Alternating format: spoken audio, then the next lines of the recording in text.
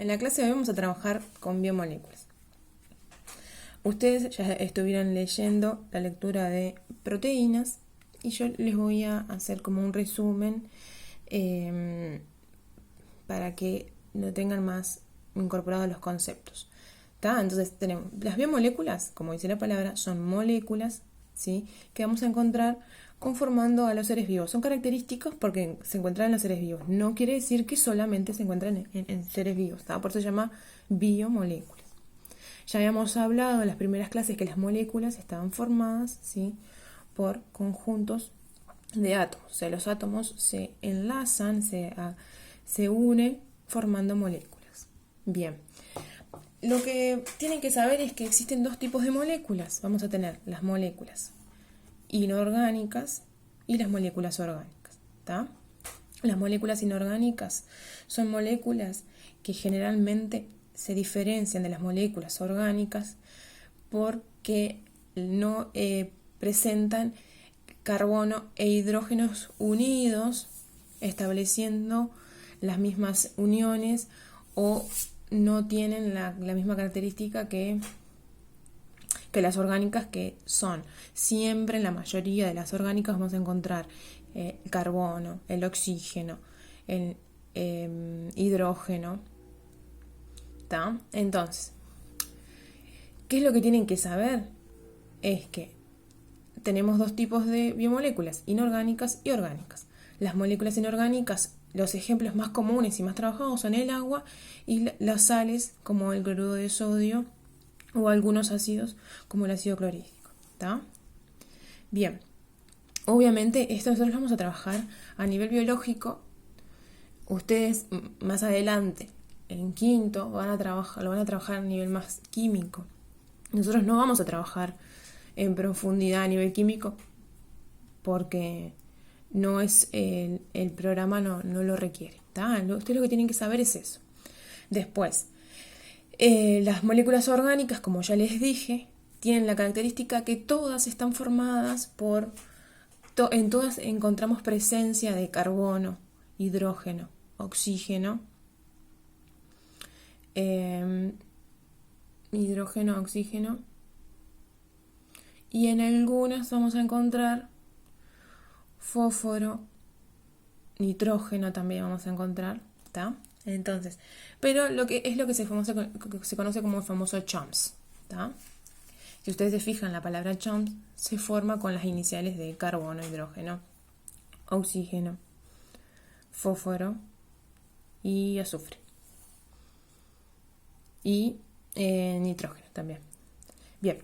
¿Qué es lo que sabemos? Que las moléculas orgánicas, ¿tá?, van a ser los glúcidos, los lípidos, las proteínas, los ácidos nucleicos y las vitaminas. ¿Tá?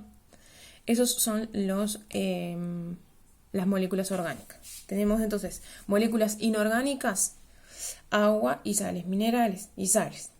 Después, moléculas orgánicas, glúcidos, lípidos, proteínas, ácidos nucleicos y vitaminas. ¿Tá? ¿Qué es lo que vamos a trabajar en profundidad nosotros? A los glúcidos, los lípidos, las proteínas y los ácidos nucleicos. Los lípidos, ¿sí?, ustedes los conocen como las grasas y los aceites y las ceras. ¿Tá? Después tenemos los glúcidos, que los conocemos como carbohidratos, azúcares o hidratos de carbono.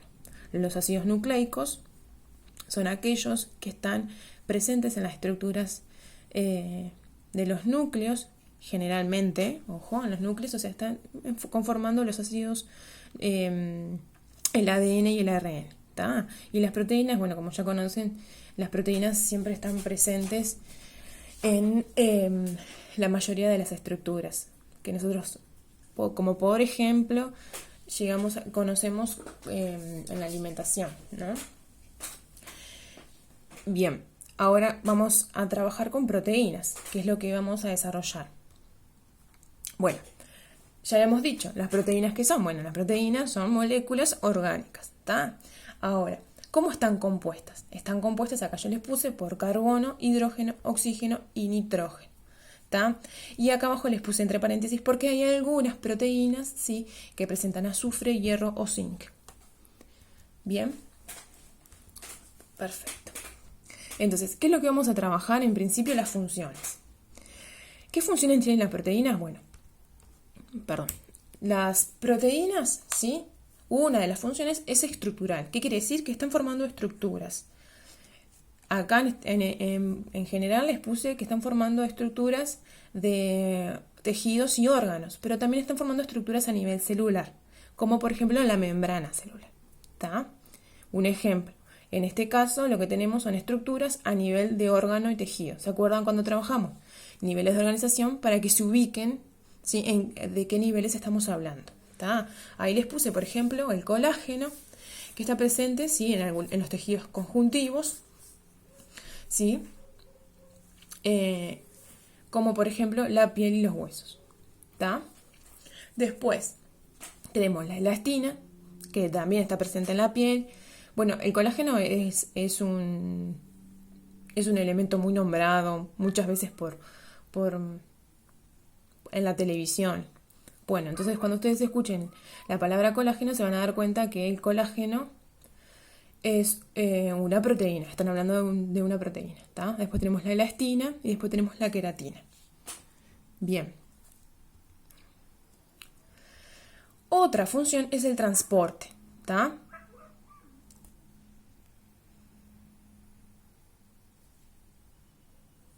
El transporte, ¿sí?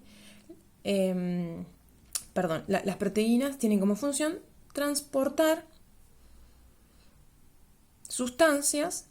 En este caso, por ejemplo, les puse un ejemplo de la hemoglobina, que ya la conocen o ya la han escuchado hablar, que es la hemoglobina está dentro de los glóbulos rojos que se encarga de transporte de oxígeno. Bien, la hemoglobina, como ya les mencioné, se encarga del transporte de oxígeno en la sangre. Pero no es la única, eso es un ejemplo para que entiendan cómo funcionan las proteínas cuando cumplen la función de transporte. Hay otras proteínas, acá estamos hablando a nivel de tejidos, pero hay otras proteínas a nivel celular, o sea, dentro de la célula, que también se encargan del transporte. ¿Tá?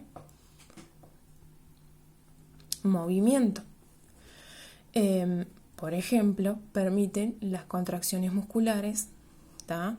Acá yo les puse la actina y la miosina, son dos tipos de proteína que permiten la contracción de los músculos. ¿Tá? Enzimas. Las proteínas tienen actividad enzimática. ¿Qué quiere decir? Que estas proteínas lo que hacen es acelerar, ¿sí?, las reacciones químicas que ocurren, ¿sí?, en las células o a nivel de tejido. Pero siempre hablamos de que cuando hablamos a nivel de tejido, siempre los procesos se están dando dentro de las células. ¿Tá? Bueno, acá yo les puse, por ejemplo, ¿sí?, la digestión. Sí, vamos a ver que tenemos una digestión más macro a nivel del estómago, pero después tenemos digestión, ¿sí?, que se va a dar, que obviamente no se denomina como digestión, se va a dar a nivel celular. ¿Tá? Después tenemos la síntesis de sustancias y la producción de energías. Por ejemplo, dentro de las células, en determinados organelos, se producen energías.